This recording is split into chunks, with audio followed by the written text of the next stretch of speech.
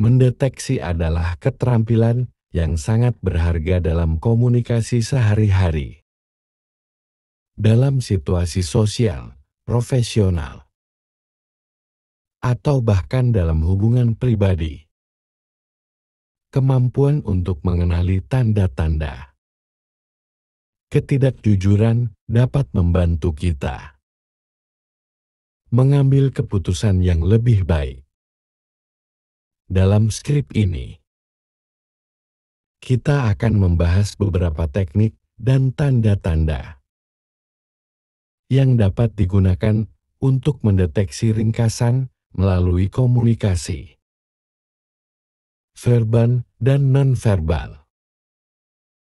Pentingnya mendengarkan.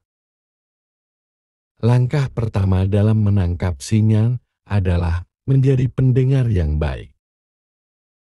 Perhatikan kata-kata yang digunakan oleh lawan bicara. Apakah mereka berbicara dengan lancar atau terputus-putus?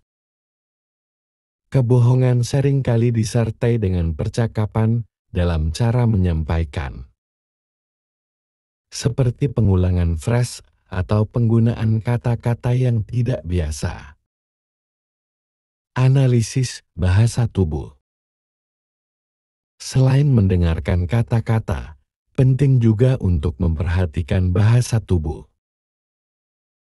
Tanda-tanda seperti menghindari kontak mata, gerakan tangan yang berlebihan, atau postur tubuh yang tertutup dapat menunjukkan ketidakjujuran.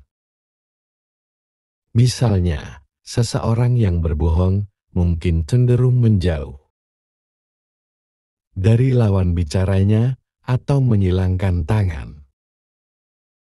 Perubahan suara.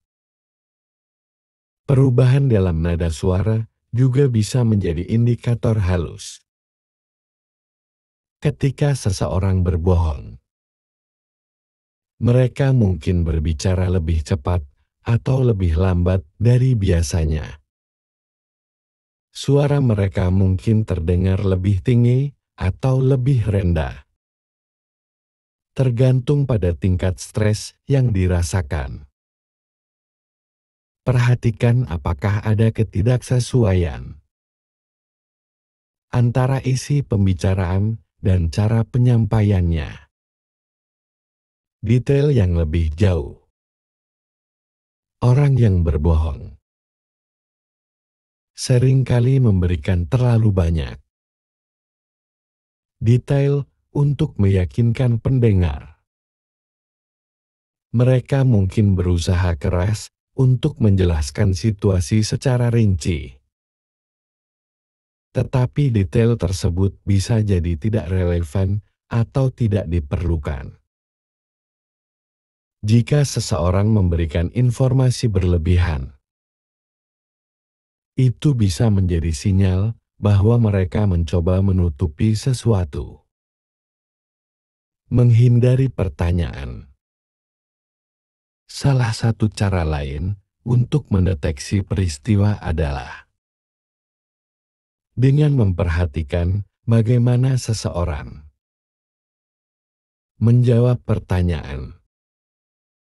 Jika mereka menghindari menjawab langsung atau memberikan jawaban yang tidak konsisten, ini bisa menjadi tanda bahwa mereka tidak jujur.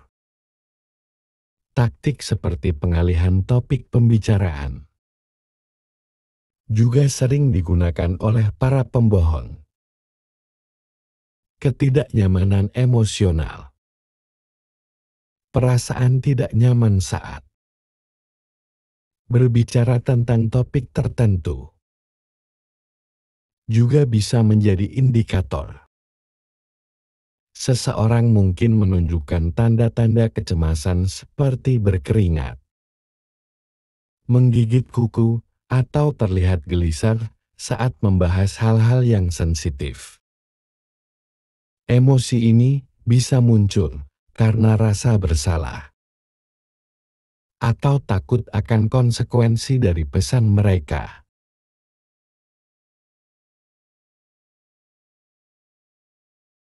Konsistensi cerita.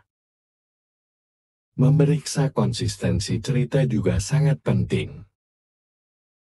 Jika seseorang memberikan informasi yang berbeda di waktu lain, atau jika detail cerita berubah dari satu kesempatan ke kesempatan lainnya, ini bisa menjadi tanda bahwa mereka tidak jujur. Kebohongan cenderung sulit untuk diingat, sehingga orang yang berbohong seringkali terjebak dalam kebingungan. Menggunakan pertanyaan terbuka. Mengajukan pertanyaan terbuka dapat membantu dalam mendeteksi misteri. Pertanyaan terbuka mendorong lawan bicara untuk memberikan jawaban yang lebih panjang dan detail. Dengan cara ini, Anda dapat menilai apakah jawaban mereka konsisten dan logis. Jika mereka kesulitan menjawab pertanyaan terbuka, itu bisa menjadi indikasi adanya deteksi melalui komunikasi bukanlah ilmu pasti.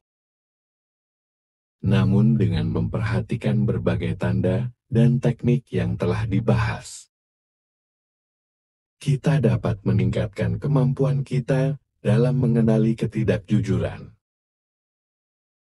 Keterampilan ini sangat berguna